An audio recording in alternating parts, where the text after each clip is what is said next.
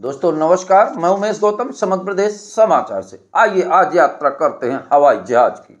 आपने नाम तो जरूर सुना होगा, क्योंकि सतना में हवाई अड्डा है, तो आपने हवाई जहाज का नाम जरूर सुना होगा।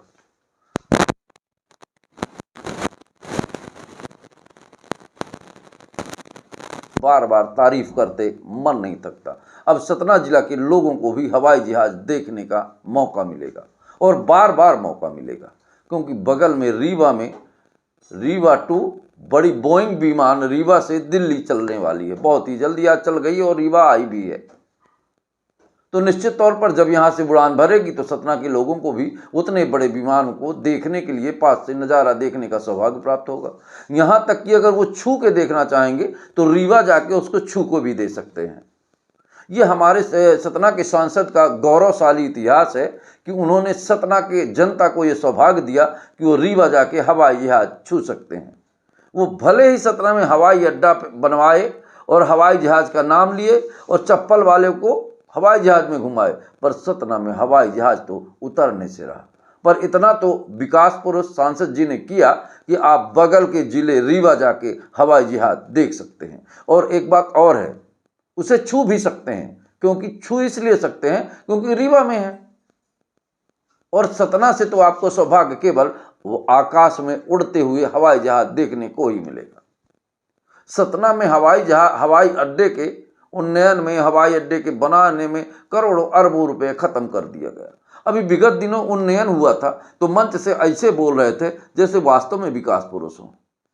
अरे एक बात तो बता दें साहब, शर्मिंदगी भी शर्म आ जाती है जब लोग इस तरह से झूठ बोलकर नाक पोंछ लेते हैं। और सतना का दुर्भाग्य देखिए, आज भी 1 इंच जमीन खाली नहीं कर पाए। वहीं रीवा के किसी से कहना नहीं पड़ता कि लोग पता नहीं कौन सा चश्मा लगाते हैं। चुनाव में कहा था माननीय ने, राजेंद्र शुक्ला किसी से नहीं कहते कि आप कौन सा चश्मा लगाते हैं, मैं विकास पेरूस हूँ, मुझे अच्छा व्यक्ति कहिए। पर उनके कर्तव्य और उनकी कार्य प्रणाली ही उनके विकास और योग्य बनने का परिचायक है। और मेरा पेट भर, हाँ विकास तो किया है उन्होंने खुद अपना और अपने परिवार का। जिले का विकास तो हो नहीं पाया और ना होगा इनके कार्यकाल में। अब तो संभावनाएं भी खत्म हो गई और 25 साल पूरे हो गए।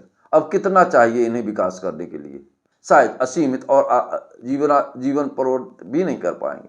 सतना में एक आदाना सा हवाई अड्डा की जमीन सतना की सरकार नहीं खाली करा पाई, और यहाँ के कुछ अधिकारी भी बहुत ज्यादा मूंछें तड़ेरते हैं और ठेलिया आलू वालों को अतिक्रमण हटाने के लिए तुरंत हाजिर हो जाते हैं। और ऐसा लगता है कि पूरे सतना का भार इन्हीं के कंधे पे है, और हर यहाँ तक कि हर व्यक्ति से गमरा के ये साबित करते हैं कि मैं जिला का प्रमुख हूँ और मुझे अधिकार है कार्रवाई करने का।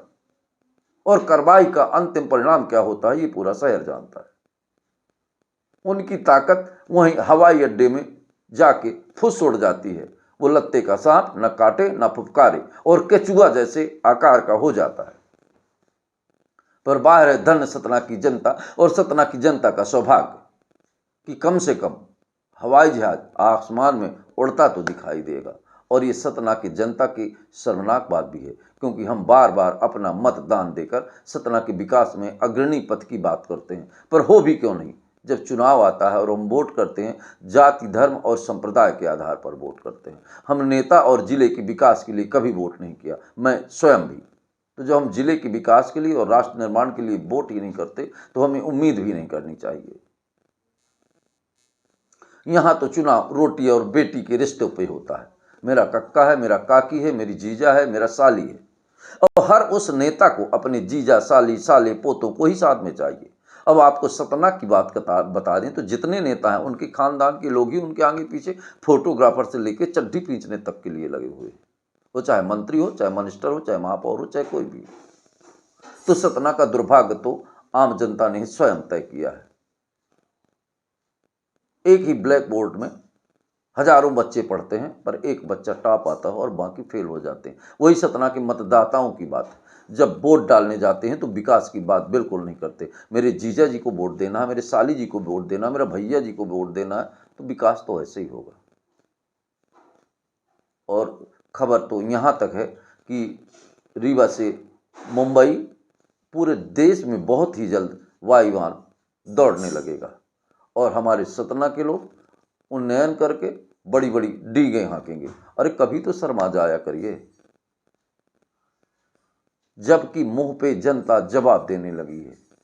जीएसटी उत्सव में नागौद में एक ने करारा जवाब दिया था, पर काश कहीं तो मान और सम्मान होता। पर सही कहते हैं, नेता नियत के लिए सबसे कमजोर होते हैं। पर हमने तो ये पढ़ा था कि नेताओं में नेतृत्व की क्षमता होती है, वही नेता है। पर वर्तमान में परिस्थितियां और समय दोनों बदल गए हैं। अब सतना को विकास की बात करना बंद कर देना चाहिए। विकास अब केवल अपने बच्चों का नाम रखा जा सकता है। सतना में विकास को अगर आप सोचें कि शहर विकसित और सुंदर होगा, तो ये केवल शब्दों की कल्पना है। और अच्छे शब्द तो दीवार में भी लिखे जा सकते हैं, पर जमीन में अवतरित करने के लिए हौसला और ताकत चाहिए। दोस्तों नमस्कार।